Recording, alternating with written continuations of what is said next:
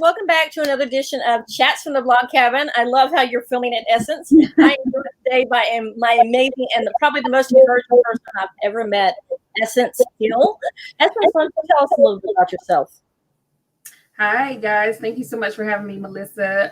My name is Essense Heel. I am a Raleigh, North Carolina native. I've been in Raleigh since the age of 9 years old. I am a fashion stylist, a closet organizer, you name it. Anything fashion related is connected to me. Okay, let's talk about your personal stylist first. How did you get into that? Fashion has always been something that I've been into since probably kindergarten. I remember asking my mom to be able to pick out my own clothes for school pictures. Like, that was a big deal for me. And so fashion became just something that I was attracted to and that was attracted to me. So I made sure in school and at work that I've represented fashion. And my background is in the law, in the legal field. I was a paralegal for 10 years. And traditionally, you would think going to court or being in a law firm, you kind of have to have this like persona of a black suit or a navy suit. Well, I was the person at work with a polka dot black and white skirt, a green blazer, and animal print shoes. And that kind of stood out in the law firm. So my coworkers began, they would come up to my desk in my office and be like, "Where'd you get those shoes? How'd you put that together? I would never put that together." And my first client was a coworker. So that's how I got started. That's pretty cool. As you see, I pulled up your Instagram to show people just how fashionable you are, because you are super fashionable. Thank you. And I love how you pull things together. So it's not, things that you don't think unexpectedly you can pull together. Mm-hmm. I love that. Thank you. And are you teaching other people how to be a fashion stylist as well? Yep, I do offer classes for people who are interested in either styling and building a clientele with personal styling, or building a clientele with professional organizing. Yep. And how do they just contact you on your Instagram or your Facebook pages, or? Yep, Instagram, Facebook, any social media, Essence Heel or Essence of Closets, and my website is essenceofclosets.com. Okay. Now let's talk about your closet organization, because oh my gosh, I'm just like in awe of the closets that you do. Yeah, so I kind of transitioned. When I first started styling clients, I offered organization exclusively to my clients only. I knew that I was out shopping and they would say, "Oh, I need to get a black dress for this upcoming event." And knowing in my mind, I was like, "Wait, I just bought a black dress for you." So something wasn't right. So I said, "What's going on in your closet?"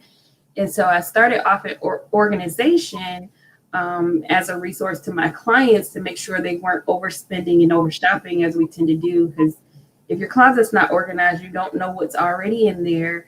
And you repeat purchases that are not necessary. You're not actually wearing your wardrobe. And typically we wear about 20% of our wardrobe.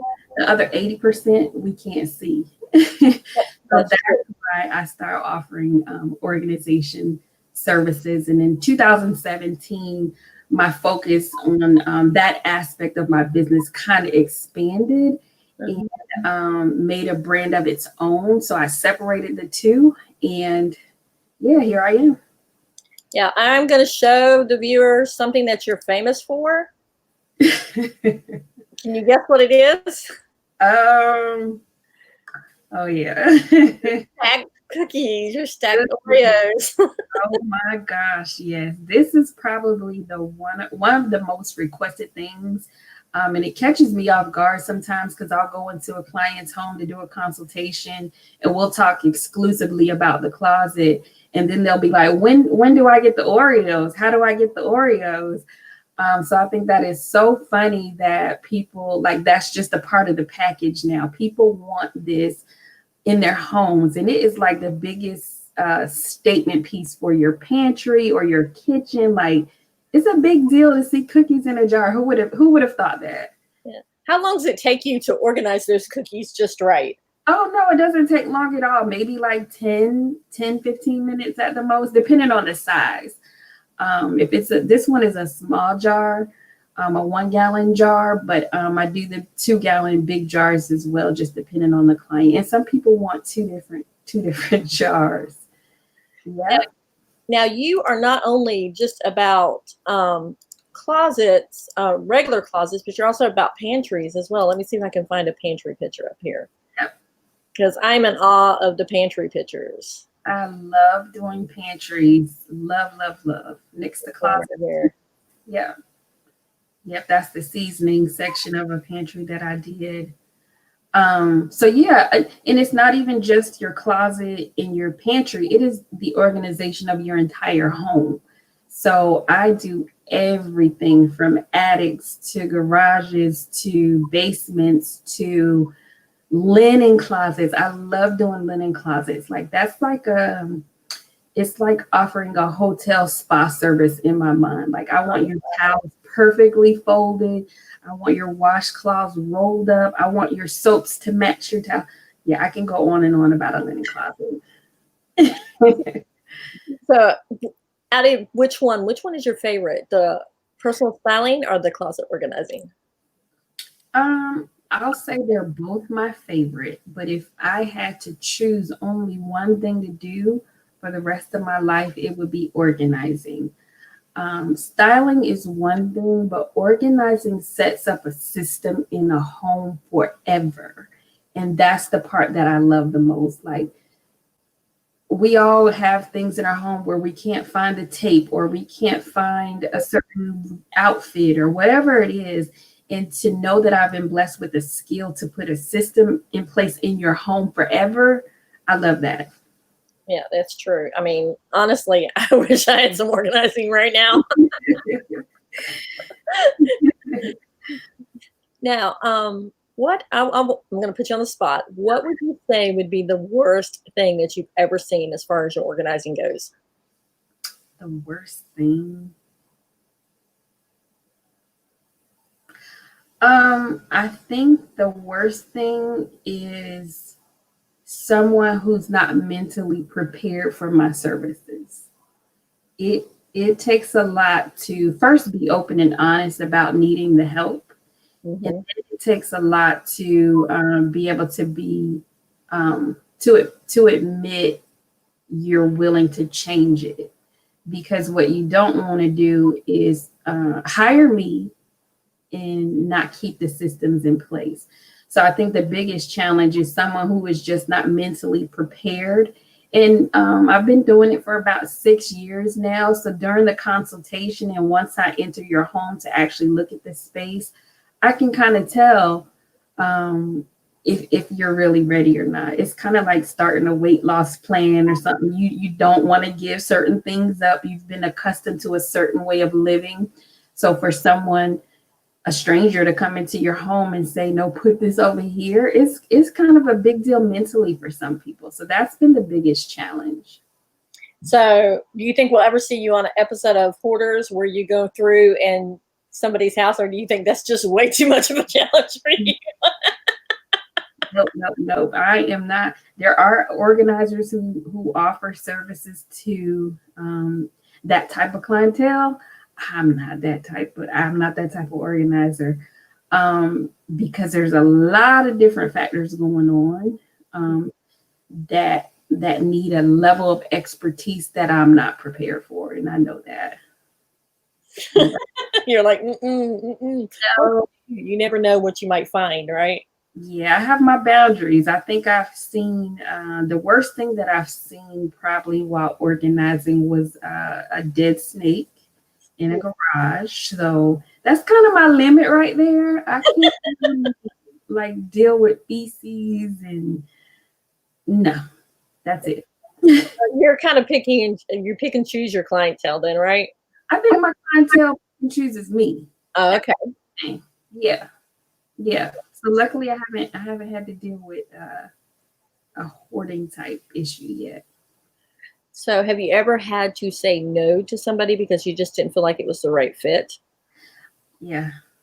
Yeah, that's just happened recently this year. I actually had to turn a client down, not because it wasn't a right fit as far as the services that I can offer, but she had 6 dogs, and Ooh. I actually started the project in the home on the second level, and when I got to the first level, which is where the dogs were, I found out I had an allergy Oh no. and it was bad. So I actually had to disengage from that home and that client, and it was hard. That was a very hard conversation for me to admit to. Yeah, Yeah, but you've got to worry about your health first. Definitely. absolutely, absolutely. Yeah, she wasn't. She totally understood. Pets are like children to most people, Mhm.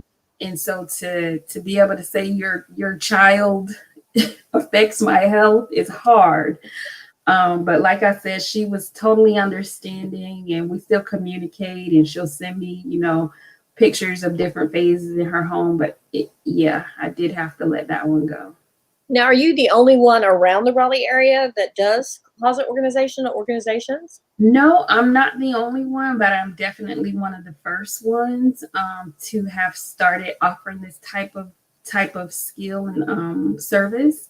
But no, there is a network of local organizers here in the same area. Well, that's pretty cool. I never even knew about that. That's pretty Yeah, awesome. it's kind of like a trend now, especially after the Netflix series with Marie Kondo. Once that came out, like it just became a thing, and so yeah, there are a lot in the area. Also too, where do you get, I know you have some clients that you don't go through and tell who they are, but I know you've got some clients like in other states. How do you get the clients in the other states? I do. I usually don't post much about who I'm working for or who I'm servicing, just out of their protection. And most of my clients are okay with me telling who they are. I just prefer not to. Some people have a lot of value in their home, and I'm showing a lot of stuff. And at the same time, I don't want to. I show the before and after, but I don't ever want to shame them. There's a lot put out on social media that can be taken the wrong way. So I'm protective over my clients. I treat them like family, and I wouldn't allow anybody to talk bad about my family. So I'm not going to let people talk bad about my clients. So yeah, to answer your question, how I get clients out of state is social media. It's literally social media. Um, I think my first out of state client was in Atlanta about 3 years ago, 2.5, 3 years ago. It was strictly social media. And yeah, that's it. Social media. If people say, will you travel? I say, yeah. So So yeah, yeah, yeah. social media is end all be all. Now let's talk about something else that you've kind of gone into with you being a personal stylist and organizer. You've also started designing some um, t-shirts and some jackets as well. Tell us a little bit about that. Yes, so I do have an e-commerce business as well. All everything, like I said, is fashion related. I started seeing the trend of patches on jackets about 2, 3 years ago, and I said, I'm going to make my own. I'm going to put my own patches on my jacket, and ended up making my own. I showed my sisters, and they were like, "Oh, you're gonna make me one too." Showed them, then it turned into my clients wanting one. So then I turned that into a whole different business. And my jackets have been worn in the last 2 Super Bowls by NFL wives. And during the coronavirus, I sat at home in quarantine like everyone else. And I was, my personality and my business mindset wouldn't let me sit still and not do anything. So that's when I created these t-shirts. Like friend style, right? Yeah, social distancing. So I began making these and marketing and selling these, which has been a whole nother level on my business. So yeah, I'm excited about that. Is this one of your jackets that is Yep, that yours? that's my very first one. I was trying to find the one they wore in the Super Bowl, but I couldn't find it on Instagram. So It's a whole nother page. It's called Defy Fashion. Defy Fashion. Yep. Mm-hmm. Okay, let me see if I can pull that up while you're keep chatting. Yeah, so just to tell you a little bit about that business, my mother, who is now deceased, owned a boutique here in Raleigh, North Carolina, and the name of her business was Designs Especially for You. So I took the name and incorporated that into this other business and came up with Defy Fashion. So that's, yep, that's me. Okay, here's your social distancing shirts. Huh? So now everybody can see it. I love those. Yes. And here's one of your one of your jackets. Yep. Which I think is super cool. I also love the fact that you did the next one is the mommy and me. I love that. That is so cool. That is so precious. I get tons of orders for mommy and daughter jackets, and that's, I love that. Now, how did it feel having someone wear it at the Super Bowl? That is amazing. I was in shock. Like, I was in total shock. Yep, this is one of them. Yeah, I watched the playoffs, and the client had wore the jacket to the playoffs, and she sent me a picture. So that was a big deal to me. And so I was like, oh my gosh, I hope you guys make it to the Super Bowl. Now, I'm just excited about her husband making it to the Super Bowl. Yeah. But I had no idea that she was going to wear it to the game, like no idea. So she sent me messages the morning of the game. I was like, oh my God, that happened in Raleigh, North Carolina. Like, I put that on there. So it's a huge deal. That was bigger to me than the fact that they won and the fact that she wore it to the game. That was huge. Did you get a lot of orders from that though? I did. I do have a lot of other NFL wife clients that didn't make it to the playoffs or any games like that. But it just, once you get one, you can get another one. They kind of like to wear the same thing. They kind of like to support the same businesses. So yeah, I have multiple NFL wife clients. That is super cool, though. You know, like, I knew her. I never just liked that jacket. I knew her when. That's right. Yeah. Now, let's talk about, since we've talked about, most of your clients and stuff, let's talk about the racial tension, because I know you shared recently 2 posts on Facebook, one just today about 2 of your nephews. And you gave me the okay to share. For everybody that's asking, she gave me the okay to ask about this, because I checked with her first because I wanted to make sure that I am sensitive to everybody's needs. Mm-hmm. So let's talk about that, Essence. Okay. Yeah. So in the midst of all that's going on in the world and in society right now, yesterday, I'll just say this really quickly, during Black Tuesday, where a lot of people were just supporting Black businesses and entrepreneurs, reposting things. The professional organizers that organize Kim Kardashian's home, Khloe Kardashian, Kris Jenner, they reached out and wanted to help support Black professional organizers. And so I was one of them who was able to get in touch with them. And they actually reposted my business and encouraged followers. So just a lot's been going on overnight.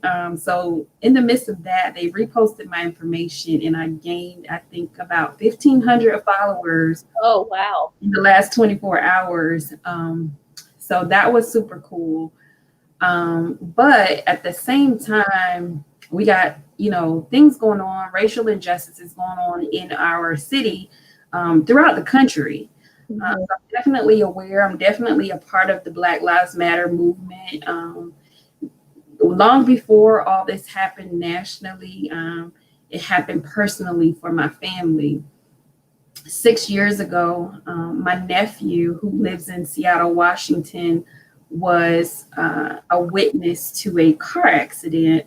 And while he witnessed the accident, the officer somehow began to engage with him, thinking he had a connection with the victim of the accident.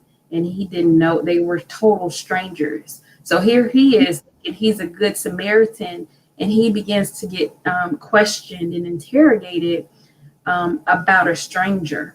That particular incident escalated into a arrest, and while he was being arrested, the officer choked him with his hands.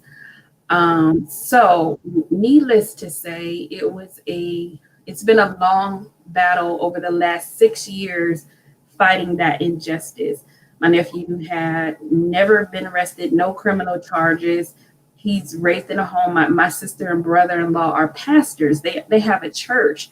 So to see their youngest child go through something from just witnessing an accident to now having a criminal record that wasn't true was disheartening. So long story short, they fought the charges. The charges got dropped. They hired a legal team and they just kept fighting. So literally it took 6 years, and in April of 2020, they were awarded a settlement of a six-figure settlement, finally. So they did get justice in that aspect, but unfortunately, that officer that did that to him is still on the force. And my nephew happens to be the 13th person that has filed the excessive force charge against that officer. Wow. So that happened. Did they get his, was his record at least wiped clean? His record is clean. Those charges are gone. He has a really, really good job now, unfortunately. But that took some time. And just to have an interruption like that in a young man's life, he was 21 at the time. So to have that scar and that over something just by witnessing that, can you imagine? You're witnessing an accident, you start telling the story, you're trying to help out, and then the next thing you know, you're a part of it and being arrested after a car accident. Yeah, that's So that Pop went in with a preconceived notion of what he wanted to think, regardless of what anybody else said. Right. That was a very tough time for our family, and it wasn't something that went viral. We kept it pretty private just so that we could do things the right way. Thank God that, it didn't escalate to something much worse. But there were no cameras to help him in the situation. There were no witnesses to help him. Like, we really had to fight a fight. And like I said, thank God that part of justice prevailed, and he was he's living, he's fine, and they were just awarded that settlement. Wow. I hate that it took so long for you guys to get justice for that. I mean, his whole life was probably wrecked at that point. And he could have easily turned and done something, say, well, if they think I'm like this, then let me just turn out to be like this. So absolutely. Thank you. So yeah, we got over that hurdle. And here we are today, literally today, here in Raleigh, North Carolina. As I go to bed last night, after seeing all the stuff, the protests that are going on here in the name of George Floyd and what has gone on with that particular case, I get a phone call from my other sister, who actually lives here, that something tragic happened to my nephew who lives here. And he is 24 years old. Him and his friend were at his house yesterday riding four-wheelers. And someone began to pursue them as they're riding. And this man literally tried to run them off the road with his vehicle. Mm-hmm. And he ended up, actually, my nephew was in front of his friend. The friend was in the back. So he actually ended up hitting the friend and knocking him off. In addition to that, he fired shots at them. Wow. Okay, this happened yesterday. This happened in Raleigh, North Carolina, and this was a white man. They don't know this person. They never seen him. There was no interaction. Like, there's nothing to support why he decided to pursue them and pull out a gun. So all I can say right now, of course, the case is still pending. That's going to be a long road ahead of us. But my nephew's fine. His friend actually did have to get admitted to the hospital with some injuries, but they're both home right now. And I just don't understand it. I don't understand it. This particular nephew that I'm speaking of today is a professional NFL player. Mm. So I don't know what's going to happen with him being able to speak out about it, the team being able to speak out about it. But he literally just finished his rookie year as a professional NFL player. And to come home, the place that he was born and raised in, and experience this in such a crucial time when we are out here trying to make changes is heartbreaking. Like, my sister, of course, she didn't sleep last night. I barely slept. You know what I mean? So the man has been arrested and charged, and all we can do right now is just pray for swift justice and that their lives are protected and continue to be protected. Now, I've noticed on Facebook that you shared his charges, but his charges aren't like the heaviest charges possible. Am I correct? They're not. In my opinion, if in a case like that, it should be a hate crime. It should be a hate crime to pursue someone who has not done anything to you. There was no altercation. Like, how do you change? And it was my nephew's neighborhood. This man doesn't live over there. So I don't even know why he was there, how he found them. Like, it doesn't make sense to me. That is strange. It's almost like he was out there looking to find somebody. Yeah. So I just can't believe that this type of stuff is still happening. And it's frustrating, even if it wasn't happening directly to my family, to have it happening, period, is frustrating. It's heartbreaking. And I am happy to see that it is at least being highlighted and acknowledged, and changes in the making. And I saw so many friends that are not of color now posting, now seeing, now recognizing, now speaking out and using their platforms. And I applaud you if you're part of that community that has now said, this is not okay. I'm not okay with that. I think the unity between people who just want the right thing done is going to make a huge difference in society. We need your voice. You need our voice. We need each other in order for the change to come.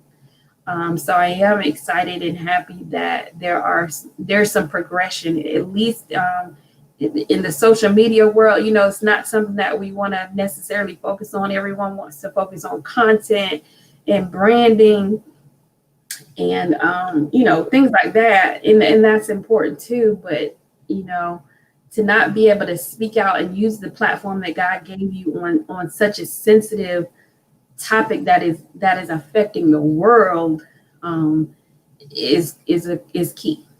Yeah, I will say that I had actually scheduled you 2 weeks ago before all this really erupted, and we were just going to talk about your business, because I consider like Essence is like my friend. I may see that she's a Black woman, but I don't see that she's anything other than that. Her characteristic stands out. She's a shining example for all races, not just her race. And so I wanted to highlight your fashion design, your closets, your fashion stylist. And then when this happened, when I was emailing you and I was like, hey, I know this is a hard topic, but I want to include it. Are you okay with it? And you were like, yes, absolutely. So yeah, absolutely. It would be crazy of me not to be able to speak about this as a woman of color and as a woman whose family has experienced the exact thing that society is writing about right now. I know I posted yesterday on my social media, because I normally don't post a lot about him because he has his own life, and right now he's active duty military, so he can't speak out. Yeah. But I posted about how I reached out to my adopted son. He came into our life in 8th grade, and he's just like, every time I see any of these videos, I imagine his face on that, and my heart just breaks. So I can imagine the ones that actually gave birth to these kids, how they are feeling, and the ones that have known them all their lives, how they're feeling. And I just can't imagine why any human being would want to treat another human being like animals. I just don't understand that. I don't understand it either. And I've reached out to the local businesses that were unaware or unaffected or just haven't been in the loop for things like that. Like, I'm willing to sit down with anybody who wants to talk about it because it's a reality for me. I don't have children, but I have nephews whom I've assisted in raising. And so to see that happen, it doesn't just happen with the police or people who hate people of different races. It happens in our industry too, with blogging and opportunities that we just don't necessarily get. We get looked over. Brands would rather go to white women. It just is a reality. I've personally had my own experiences where I've done photo shoots for people or brands, or in certain communities where I've been questioned, why are you here? What are you doing here? Do you live here? That has happened to me. And I'm not talking about years ago. I'm talking about this year. And that's just things that, you probably don't experience, or you probably wouldn't think that I experience. I'm the most professional, polite person that I know how to be. And so to be questioned as I'm doing the thing that I love, that's hard. That's hard. And it's not fair. And so, I've reached out to businesses, to bloggers, to anyone that, like, let's talk about this. Like, why is this happening to me? Why is this happening to us? I just don't understand. I don't understand racism. I don't understand hate. I don't know how you can wake up and think this person doesn't deserve it. I don't understand that. I don't either. I mean, I used to say I used to teach my girls not to notice color. But then someone pointed out that was like racism. And I'm like, no, maybe what I should say is they notice color, but they don't let color define how they interact with a person or how they're going to treat a person. Yeah, that's true. I had to rethink and redo my phrasing because of that. Yeah, I think it's definitely important to recognize colors. We have to. I am a Black woman. That it is what it is. But that doesn't mean that I don't work as hard as anyone else. It doesn't mean that I don't deserve the same opportunities. And I'm willing to do the work. That's not the issue. It's the opportunities are not necessarily available the way that they are for other people. And that's just the truth. Yeah, it's just like the same, because I'm in a biracial relationship and everybody thinks that my husband is an African American man, and he's not. He's Mexican. He's from Mexico. And my girls get it from both sides. They get shaded from the white people because they're not white enough, and they get shaded from the Mexican or Hispanic people because they don't know how to speak Spanish. I can't imagine. And I've had the weirdest things happen, especially like when I travel. People think I'm a different race. It's so weird to me. So I can only imagine what they have had to go through in their own. That's a whole nother form of discrimination, is mixed children and mixed families. But I always say the mixed babies are the most beautiful babies ever. Look, I'm like, they are like the most beautiful babies ever because they have their skin tone, and then they have certain aspects from their parents that are just like, of course I'm biased anyways because I have 3 mixed. So yes. So what are some tips, or what would you like to say to people who want to learn more about, how to understand what you're going through? I think that the most important thing is to be aware and bring awareness. It's a very sensitive subject for everybody, even me. But to be in denial about it and to act like it's not happening, I definitely paid attention yesterday to these brands, businesses, retailers, brands like Nordstrom has spoken out, Macy's, like on a platform that they may have been uncomfortable with. And then you have people that, didn't say a word or posted content as normal, like it's not really happening. And that part is not okay with me. No. That part, if there is a trend in the nation, in the world that is happening, we had a record of every state in the United States that has rioted about George Floyd's death. If you have a business where you're posting regular content, you should have taken a moment to acknowledge that in your own way. If you're not comfortable posting a black square on Blackout Tuesday, I get it. But the acknowledgement that this happened and it's not the first time is insulting to me as your potential client or your past client. If you don't represent or can't speak openly about social injustices that are happening, how can I trust you with my time, my talent, or my money? Yeah, it's true. And honestly, I had a brand reach out that I had a due date yesterday, and I reached back out to them and said, you know what, if it's okay, if I don't want to post it yesterday, I said, because I want to do it in support. I posted nothing on my blog at all yesterday because I felt like it needed to be silent for other people to see stuff. And I was like, if you're not okay with it, then I'll just lose the money. But luckily they were super okay with it. And they said, that's fine, Yeah. But I feel like if you explain why you're doing it, most companies are okay with what you're doing, but you've got to have that voice. Mm-hmm. And that's important as a blogger and as an influencer. What are you able to influence? And if you can't use your own voice and you only speak for these brands, then I don't want to be a part of something like that. I don't want to be a part of a brand that requires me to be silent about something that is affecting society, that is affecting the world. So I would definitely, pay attention as a blogger, as an influencer, to who you have attached your brand to.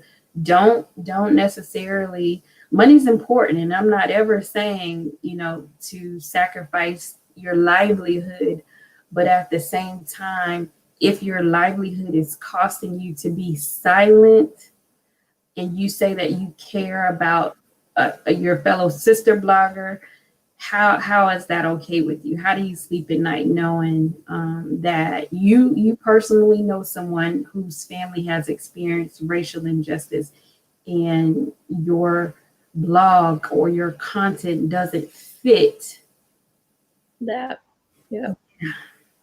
Yeah. So I know I don't speak out a lot about immigration because in respect for my girls, because they're afraid something's going to happen to their dad if I speak out a lot about it. And so I don't say a lot about it, but I'm like, I wish people would realize how hard it is for people from these poor countries to come into the United States, because it's hard. You have to have a ton of money. Mm-hmm.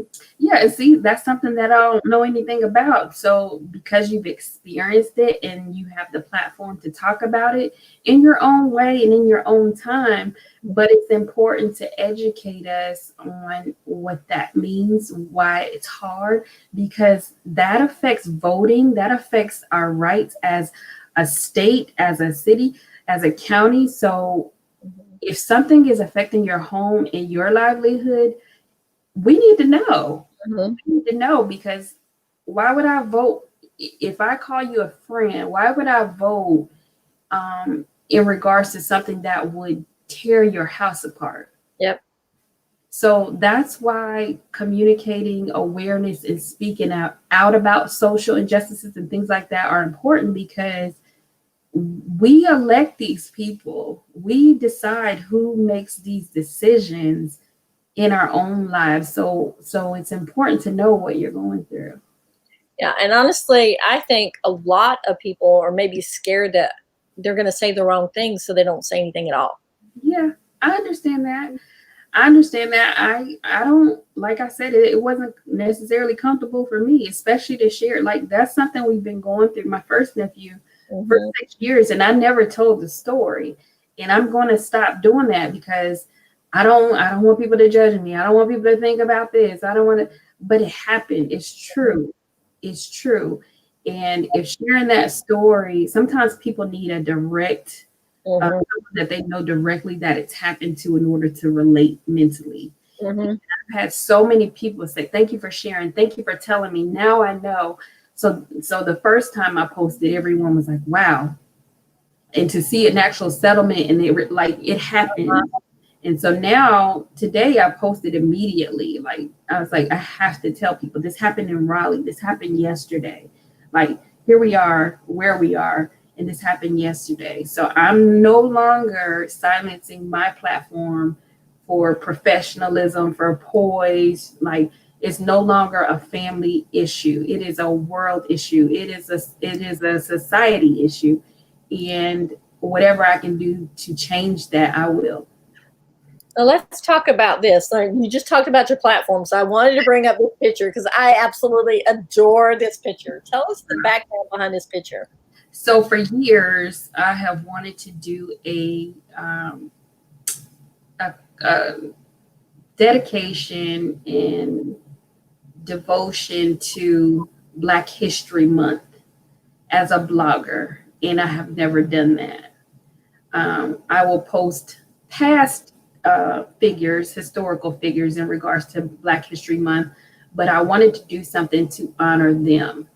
And so finally, this February, I've had the same idea for years and years and years. And I said, I really want to do something to honor Rosa Parks and her taking a seat to make a stand in history. Like that is huge. Like, and it's just something that we have been accustomed to that is normal to us now. So that's what happened. I got some local influencers and bloggers together, people in the community. There's a lot of educators on this bus. About half of them are in the Wake and Durham school system. And so we decided to get together and honor Rosa Parks and what she did for the community and what she did for society. And so this took place. I reached out to North Hills, and they were actually on board and fully supported this. And so, yeah, who knew that us taking these photos and doing this photo shoot in honor of Rosa Parks in February, that we would be talking about this so relevantly in June of 2020. I just love those pictures. I mean, of course, your fashion style comes totally out in those pictures. It speaks volumes, and I'm in the front. I led the way, so like it just speaks so loudly to what voice that I do have, and it's time for me to use it in more than one way. Okay, so if there was one thing that you would like people to know, what would you say? One thing, yes.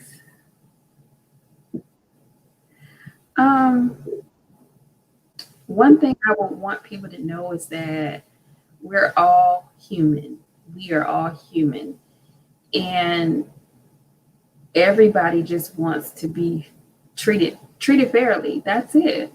Whatever your platform is, whatever level you are, you may not be a blogger or influencer, but think about the people that are affected in just a 9-to-5 job, where you're seeing injustices with people getting raises or people not being promoted.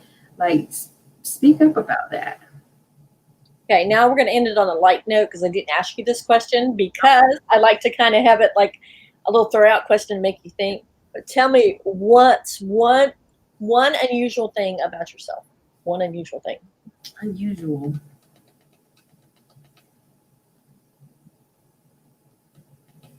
Did I put you on the spot there? Yes, unusual. I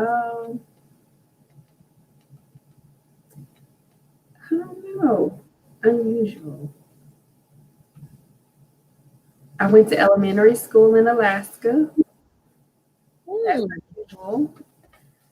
What else? I have a ton of fruit allergies. That's unusual. What else? I think that's all I can think of. I need to forget. And tell us one fun thing about yourself then. One fun thing. I'm hilarious. You are really hilarious, Jeff. I'm an introvert, but TikTok brought the extrovert out in me. And so I have been posting TikTok content during quarantine, and people are so surprised to see that side of me. So yeah, that's been fun. So I am I'm funny in the house and around my family. That's because I'm comfortable with them. So yeah, showing that side has been funny. Thank you so much, Essence, for coming on today and to share about your business as well as about what happened to your nephews. Thank you. I will be praying about your nephews and just about everything that's happening in the country. Please, yes, thank you. And if there's anything else that you want to talk about or anytime you want to come back on, you are more than welcome to come back on because you know I love you, girl. Absolutely. I love you back, and I appreciate you reaching out and just fostering this relationship over the last few years. Like, I appreciate that. All right. Have a good day. Thank you. You too. All right.